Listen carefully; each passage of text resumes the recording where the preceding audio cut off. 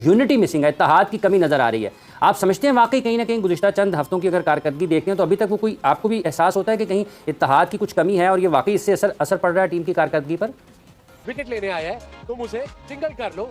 आपने 10 ओवर के बाद चौका ही कोई नहीं मारा, कोशिश भी नहीं की, तो 120 भी चेज नहीं हुआ। इट्स अब शर्मिंदगी होना शुरू हो गई है। As a Pakistani I want to bat Pakistan team, back Pakistan team बाजी ऑल द वे, बट उन हाथों नहीं किसी चीज। there is no suffering that pity will not insult क्योंकि देखो ਇੰਗਲੈਂਡ ਤੋਂ ਹਾਰ ਕੇ ਆਏ ਉੱਥੇ ਬਾਉਂਸਰਾਂ ਦੇ ਉੱਤੇ ਥੋੜਾ ਬਹੁਤਾ ਮੀਮਸ ਨੂਮਸ ਬਣੀਆਂ ठीक है ਤੁਹਾਡੀ इज्जतदार आदमी ਨੂੰ अपयश इज्जतदार आदमी के लिए अपयश जो है करोड़ों मौतों के समान है। मैं इस बात को पूरी तरह समझता, आपने डोमिनेट किया उसके बाद जब अमेरिका से हारे वो मुझे लगता है द इकोनॉमिटी ऑफ दैट डिफीट उसने मुझे लगता है कमर भी तोड़ दी और मानसिक आघात जो था वो बहुत बड़ा। बाजी प्रोफेशनल है ना, professional have to move on. It's okay, हार गए ने, मेरे एक अमेरिका टीम प्लेड वेल, दुनिया में सुना नहीं था ऐसा होता है, but they professionals, they getting paid to do this, apart from money they playing representing their country. India अरसा तो खेल रहे हैं, इफ्तिखार ने उन्होंने मैनू पता है कि वो अगर उसको मैं बॉलिंग करूं वो इधर जाएगा और सिर्फ यही शॉट मारेगा। अबे 15 साल से खेल रहे हैं, कोई ऑफ स्टंप बॉल भी सीख ले। आजकल डेटा जो सारा देखते हैं वो सब नोट कर रहे होते हैं। आपने सोच के as a batsman, as a bowler आपने और चीजें करनी होती हैं। वो एक चीज गलती किए जा रहे हैं, वो आ जाके 3 साल से, पिछले एक में साल में 3 चेयरमैन बदले हैं, साथ में 3 कोच बदले हैं, तो इन प्लेयरों को ये पता लग गया हमने नहीं हटना, ये कोच हट जाएगा। तो अब बारी आ गई है कि अब नई टीम लाई जाए पाकिस्तान। मुझे एक बात बताइए, हिटलर ने जैसे किया था, इनको खड़े हो गए, इन सारों को गोली मार दो, इनको मार दो इनको, पाकिस्तान आगे जो मैच होंगे क्या लगता है कॉन्फिडेंस ऐसा रहेगा? नहीं, एज यूजुअल स्टार्टिंग से ऐसा होता आ रहा है, कभी कभार कोई मौजूदा हो जाए तो रन करने थे सिर्फ हमें 120 रन, जबकि इंडिया जो था इस पिच के ऊपर वो 35 से 40 रन शॉर्ट था, लेकिन उनके बॉलर्स की डिसिप्लिन बॉलिंग की वजह से हम सिर्फ 120 रन नहीं कर पाए। 120 रन 120 बॉलों के ऊपर। क्यों? क्योंकि हम हमेशा बॉलर्स के ऊपर हम कहते हैं कि बॉलर्स ने रन ज्यादा करा दी है।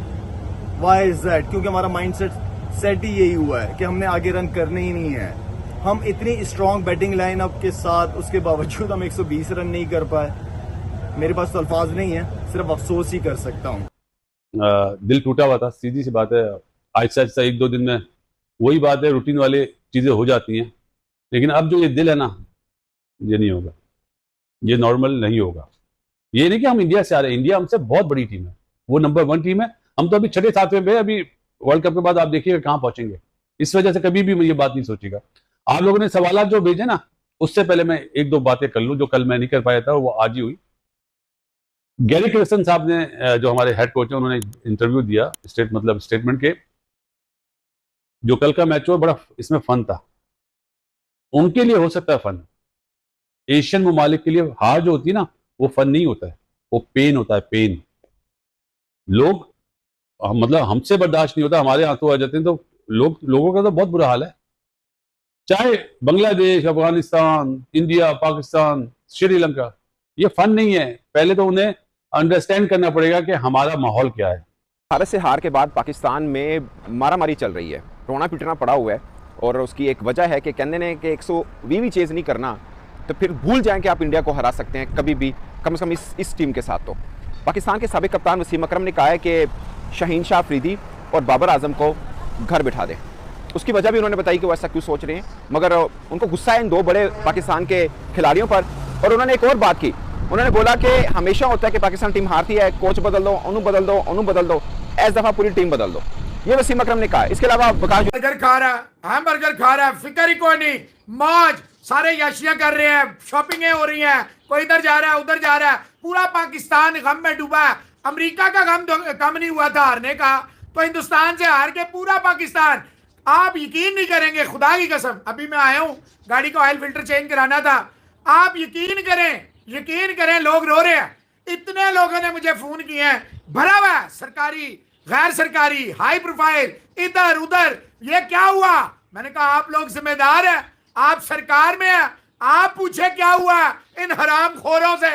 लोग रो रहे हैं, ये बर्गर खा रहे हैं, ये नोट गिन रहे हैं, डॉलर गिन रहे हैं, ये डॉलर की कमाइयां, 4-5 दिन इनके हाथों में बल्ले देने के बजाय छनकने दे दे, हो सकता है कि वो अच्छे बजा लें। हमारी अब रेवलरी कैसे रहेगी युगांडा से, जिम्बाब्वे से, और हमारी औकात भी उनसे खेलने की। छपरी छपरी जिसको बोल रहे हो, आपकी पूरी टीम को उड़ा के चला गया। इनको ना जुतियों से मारना चाहिए, इनसे 120 स्कोर नहीं हुआ। और पाकिस्तान से उम्मीदें तो अब हमारी वैसे वाबस्ता नहीं रही, तो इससे अच्छा ये कि हम इंडिया को सपोर्ट कर लें। हमारा हमसाया मुल्क है, चलो इंडिया से ट्रॉफी की हवाएं तो आती रहेगी ना, हमें पता तो होगा ना एशिया के अंदर ट्रॉफी है। ये मैच फिक्सिंग है यार सारी, इन्होंने क्या पाकिस्तान मैच फिक्स किया था यार, ये मैच फिक्सिंग किया और क्या है यार, यूएसए से हार गया, नई टीम आई है, तो ये इंडिया क्या है। बुमराह ने जो किया है आपके साथ, नाच रहे थे आपके बैट्समैन, लिटरली नाच रहे थे। आपका सबसे तगड़ा बैट्समैन है बाबर आजम, बुमराह की पहली बॉल पे चौका लगाया, दूसरे पे बुमराह ने कहा चल मेरा बेटा कर। इस इबरतनाक शिकस्त के साथ ये जो रात गुजरी है पाकिस्तानी फैंस की, इंतहाई दर्द भरी रात थी, इंतहाई बुरी रात थी। पाकिस्तानी फैंस इस पूरी रात में आप कह लें कि रोए हैं। पाकिस्तानी फैंस के साथ दूसरी बार ऐसा हुआ है कि पाकिस्तानी फैंस एक बार मेलबर्न के अंदर रोए थे, जहां पर बिल्कुल जो हम करीब पहुंच चुके थे, बिल्कुल हमें लग रहा था कि हम इस मैच को जीत सकते हैं, लेकिन विराट कोहली जो एंड में उस मैच को हमसे जो उठाकर ले गए थे। लेकिन एक बार फिर हमें जो है उसी जिल्लत का सामना करना पड़ा है, उसी मुसीबत से हमें जो है दोबारा गुजरना पड़ा कि 120 के ऊपर इंडिया की ऑल टीम को जॉइंट बैटिंग को ऑल आउट करने के बाद एक बार फिर से जलालत हमें जो है जिम्मे आई है। सवाल T2 था, उसके बाद आपसे 120 नहीं हुआ। बिल्कुल बहुत सारी चीज़ें हैं, क्योंकि आपने एक वर्ड में कहा तो एक वर्ड ऐसे ही नहीं आ जाता, उसके पीछे बहुत सारी चीज़ें होती हैं, बहुत सारे उसकी रीजंस होती हैं। वो जो इस किस्म की इनएबिलिटी आती है टीम में, उसके पीछे पूरा इवेंट्स होते हैं, जिसके बाद ऐसा होता है। आई थिंक जो आपके टॉप के बैट्समैन हैं, जिन्होंने हमेशा परफॉर्मेंसेस की हैं, एक्सपीरियंस हैं, they could not inspire the team. 30 overs तक गेम आपके हाथ में थी, and then it was just कि आपने उसको उसी तरह मैच को एंड तक लेके जाना है कमांडिंग सिचुएशन में, few bad shots, irresponsible shots, and suddenly आपका बैटिंग ऑर्डर फिर हुई कि बिल्कुल क्लूलेस। जब प्रेशर पड़ता है तो ऐसे डिसीजन शुरू हो जाते हैं कि हम सडनली सोचते हैं कि जो पूरे टूर्नामेंट में खेला ही नहीं उसको ऊपर भेज दें, जिसने रन किए हुए हैं, जो मेन बैट्समैन है उसको रन बॉल पे भी नहीं भेज रहे। तो वो सारी जो चीज़ें हैं वो आपके सामने आ जाती हैं फिर प्रेशर। और मैं तो शुरू से कह रहा हूँ कि आपका जो सिलेक्शन प्रोसेस था, जो आपकी टीम थी, वहीं से आपका काम शुरू हो गया। फिर उससे भी पीछे जाऊँ, 3 चेयरमैन बदल गए, 3 मैनेजमेंट्स बदल गई, कप्तान बदला, फिर कप्तान वापस आया, फिर अचानक से वर्ल्ड कप से पहले जो हमेशा तजर्बे होते हैं कि ऐसे ऐसे प्लेयर आ गए सडनली, यानी कुछ ना कुछ हम इन्वेंट करने की कोशिश करते हैं, तो वो फिर ऐसे ही होता है, अनसर्टेनिटी होती है। और जो सिलेक्शन क्राइटेरिया है, मैं कहूँगा कि 15 आप ऐसे सिलेक्ट करते हैं कि 11 नहीं बन सकते उसमें से। आप जब 15 सिलेक्ट करते हैं तो सबसे पहले अपनी 11 बनाते हैं, और फिर देखते हैं कि रीइंफोर्स कहाँ से करना है, जो 4 हमने एक्स्ट्रा डालने हैं। 5 फास्ट बॉलर, कोई फास्ट बॉलिंग ऑलराउंडर नहीं है, फिर आपका मिडिल ऑर्डर और लोअर मिडिल ऑर्डर स्ट्रगल कर रहा है, कोई बैकअप नहीं है उसका। हमने इवन सलमान रियाज को भी नहीं रखा, फिर इरफान खान न्याजी थे उसको भी नहीं रखा, तो हमारे पास कोई ऑप्शन ही नहीं है।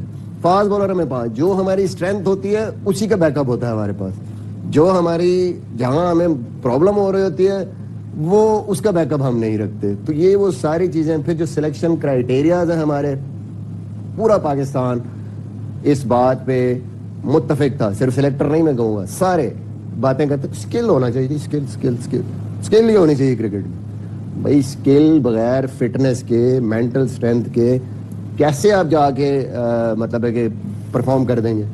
थोड़ा सा प्रेशर पड़ा, भूल गए आप सब कुछ, जिस्म साथ नहीं दे रहा, दिमाग साथ नहीं दे रहा, तो कैसे परफॉर्म करेंगे। सो ये सबसे इंपॉर्टेंट चीज़ है, परफॉर्मिंग अंडर प्रेशर। क्या सिलेक्शन में कभी हमने ये सोचा है कि किस बंदा कौन जो परफॉर्म करके आ रहा है, उसने अंडर प्रेशर कितनी परफॉर्मेंसेस दी हैं, उसका फिटनेस लेवल क्या है, और मुश्किल सिचुएशन में वो कैसे परफॉर्म, कभी उसको हम वैल्यू नहीं करते। मुझे लगता है कि इस प्रोसेस को ठीक करने की ज़रूरत है। बिल्कुल, वो जो एक पूरा पीछे से प्रोसेस की बात हो रही है कि किस तरह से जो है, it's not just about the 11 that you playing but what's happening behind the scenes. You spoke about unity, Shoaib, so